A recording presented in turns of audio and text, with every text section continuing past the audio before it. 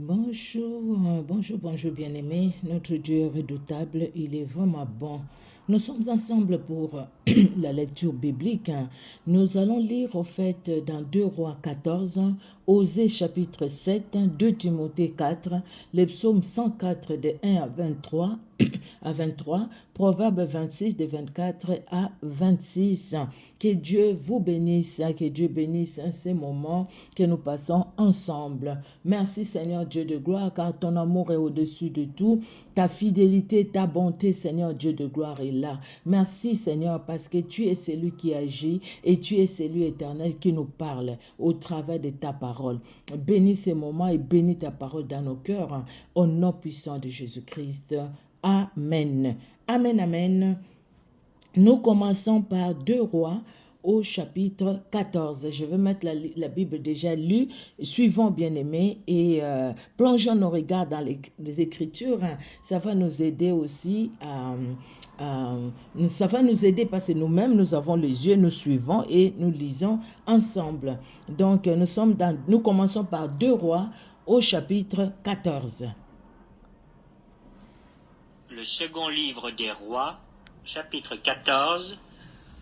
La seconde année de Joas, fils de Joachaz, roi d'Israël, Amatsia, fils de Joas, roi de Juda, régna.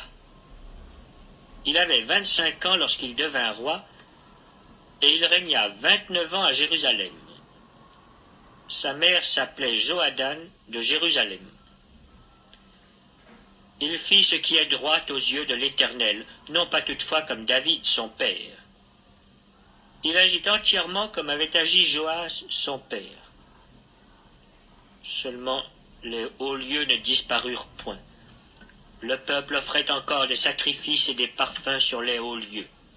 Lorsque la royauté fut affermie entre ses mains, il frappa ses serviteurs qui avaient tué le roi son père.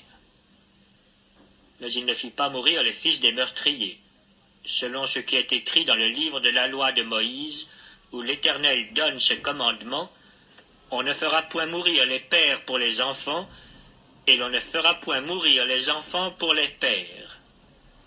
Mais on fera mourir chacun pour son péché.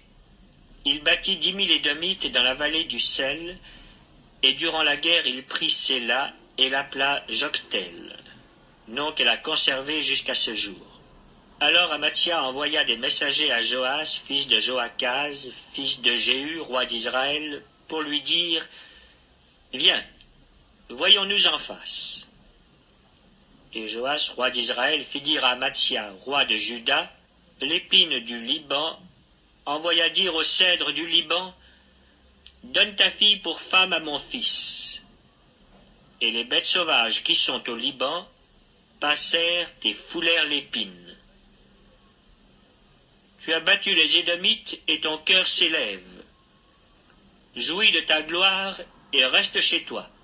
Pourquoi t'engager dans une malheureuse entreprise qui amènerait ta ruine et celle de Juda? Mais Amatsia ne l'écouta pas, et Joas, roi d'Israël, monta, et ils se virent en face, lui et Amatsia, roi de Juda, à Beth-Shemesh, qui est à Juda.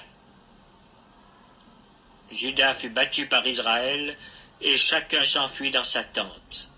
Joas, roi d'Israël, prit à Beth-Shemesh Amatsia, roi de Juda, fils de Joas, fils d'Akazia. Il vint à Jérusalem et fit une brèche de 400 coudées dans la muraille de Jérusalem, depuis la porte d'Éphraïm jusqu'à la porte de l'angle. Il prit tout l'or et l'argent, et tous les vases qui se trouvaient dans la maison de l'Éternel, et dans les trésors de la maison du roi. Il prit aussi des otages, et il retourna à Samarie. Le reste des actions de Joas, ce qu'il a fait, ses exploits, et la guerre qu'il eut avec Amatsia, roi de Juda, cela n'est-il pas écrit dans le livre des chroniques des rois d'Israël? Joas se coucha avec ses pères, et il fut enterré à Samarie avec les rois d'Israël. Et Jéroboam, son fils, régna à sa place. Amatsia, fils de Joas, roi de Juda, vécut 15 ans après la mort de Joas, fils de Joachaz, roi d'Israël. le reste des actions d'Amathia, cela n'est-il pas écrit dans le livre des chroniques des rois de Juda? On forma contre lui une conspiration à Jérusalem, et il s'enfuit à Lachis. Mais on le poursuivit à Lachis, où on le fit mourir. On le transporta sur des chevaux, et il fut enterré à Jérusalem avec ses pères dans la ville de David. Et tout le peuple de Juda prit Azaria, âgé de 16 ans, et l'établit roi à la place de son père Amathia. Azaria rebâtit Élat et la fit rentrer sous la puissance de Juda après que le roi fut couché avec ses pères.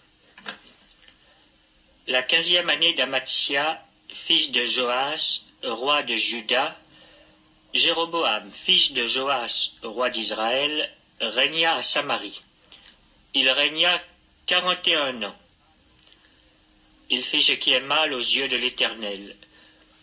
Il ne se détourna d'aucun des péchés de Jéroboam, fils de Nébat, qui avait fait pécher Israël.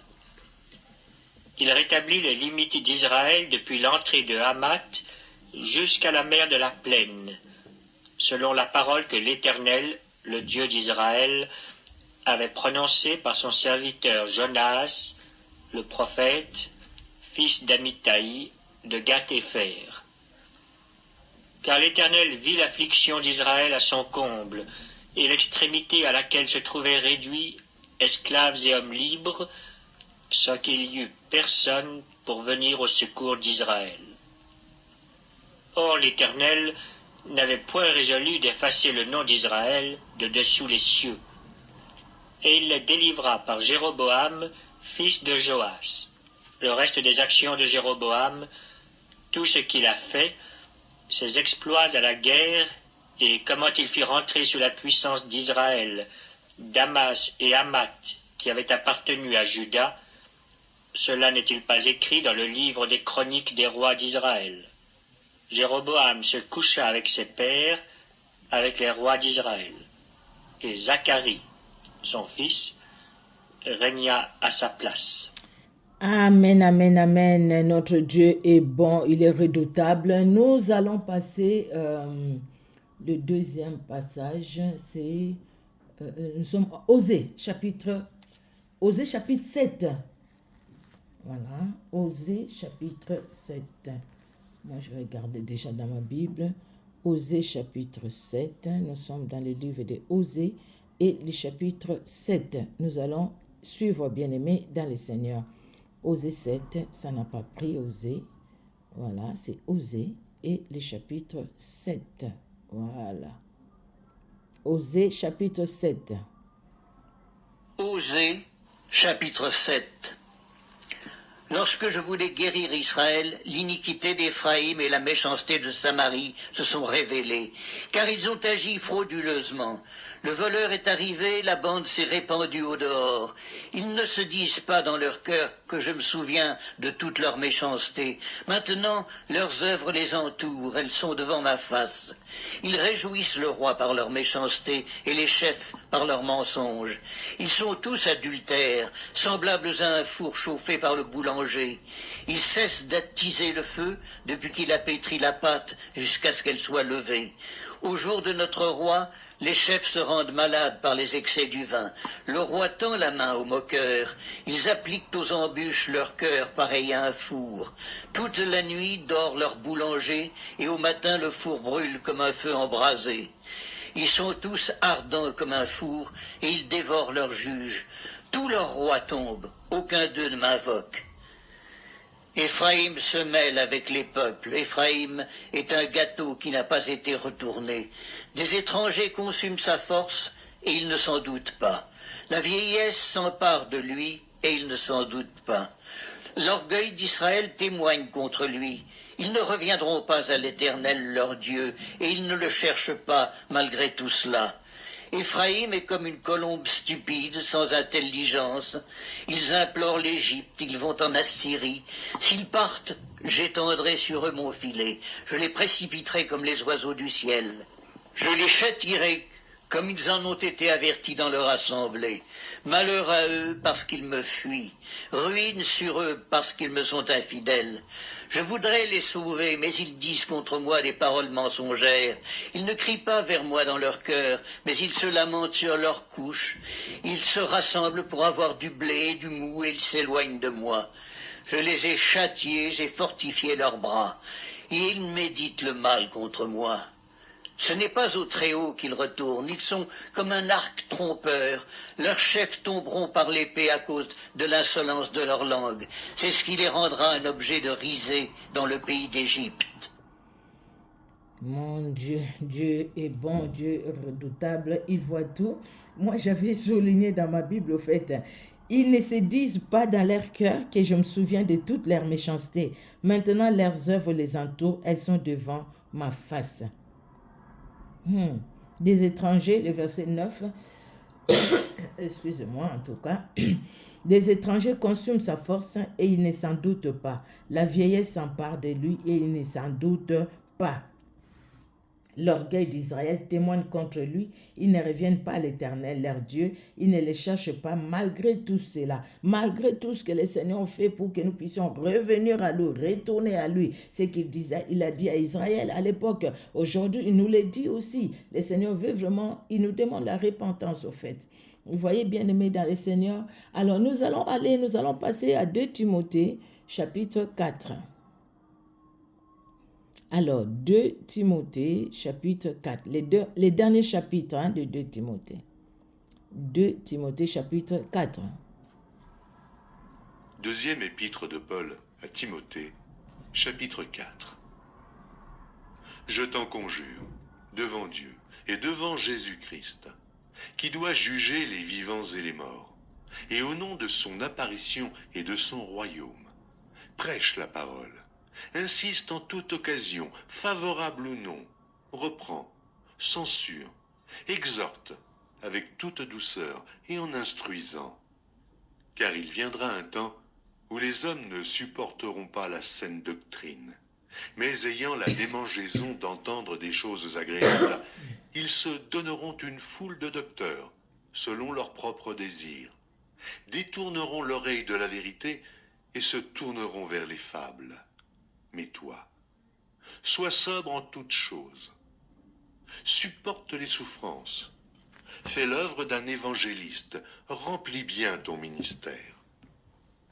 Car pour moi je sers déjà de libation, et le moment de mon départ approche. J'ai combattu le bon combat, j'ai achevé la course, j'ai gardé la foi. Désormais la couronne de justice m'est réservée. Le Seigneur, le juste juge, me le donnera dans ce jour-là, et non seulement à moi, mais encore à tous ceux qui auront aimé son avènement. Viens au plus tôt vers moi, car Démas m'a abandonné, par amour pour le siècle présent, et il est parti pour Thessalonique. Crescent est allé en Galatie, Tite en Dalmatie. Luc seul est avec moi. Prends Marc, et amène-le avec toi, car il m'est utile pour le ministère. J'ai envoyé Tychique à Éphèse. Quand tu viendras, apporte le manteau que j'ai laissé à Troas, chez Carpus, et les livres, surtout les parchemins. Alexandre, le forgeron, m'a fait beaucoup de mal. Le Seigneur lui rendra selon ses œuvres. Garde-toi aussi de lui, car il s'est fortement opposé à nos paroles. Dans ma première défense, personne ne m'a assisté, mais tous m'ont abandonné, que cela ne leur soit point imputé. C'est le Seigneur qui m'a assisté et qui m'a fortifié, afin que la prédication fût accomplie par moi, et que tous les païens l'entendissent. Et j'ai été délivré de la gueule du lion. Le Seigneur me délivrera de toute œuvre mauvaise, et il me sauvera pour me faire entrer dans son royaume céleste. À lui soit la gloire au siècle des siècles. Amen. Alléluia. Salut Prisca et Aquilas et la famille d'Onésiphore. Eraste est resté à Corinthe, et j'ai laissé Trophime malade à Milet. Tâche de venir avant l'hiver. Ubulus, Pudence, Linus, Claudia et tous les frères te saluent. Que le Seigneur soit avec ton esprit. Que la grâce soit avec vous. Amen. Que le Seigneur soit avec ton esprit, que la grâce soit avec nous. Alléluia. Paul nous dit qu'il a combattu, j'ai combattu les bons combats, j'ai achevé la course, j'ai gardé la foi. Alléluia. Et désormais, la couronne de justice m'est réservée. Le Seigneur, le juste juge, me les donnera dans ces jours-là. Et non seulement à moi, mais encore à tous ceux qui auront aimé son avènement. Paul parle déjà de ce qui va arriver. Paul est sûr dans son cœur, il le sait que la couronne de justice lui est réservée. Il le sait que la couronne de justice lui est réservée. Il le sait qu'il va vivre l'éternité avec Jésus-Christ. Paul le sait, il le confesse, il le sait, il le dit. Alléluia, Dieu est Dieu, amen. Quelle assurance vraiment dans la vie de Paul, quelle détermination déjà dans sa marche avec le Seigneur. Malgré les combats, il a gardé la foi. Il dit à son fils dans la foi, Timothée, toi aussi fais pareil. Garde la foi, quelles que soient les situations, quelles que soient les difficultés.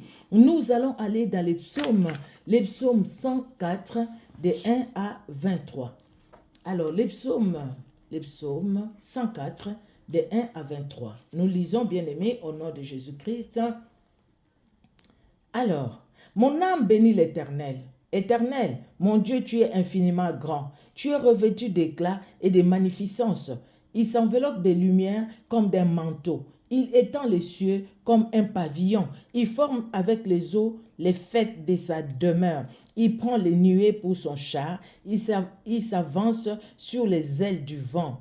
Il fait de vent ses messagers, des flammes de feu ses serviteurs. Il a établi la terre sur ce fondement, elle ne sera jamais ébranlée.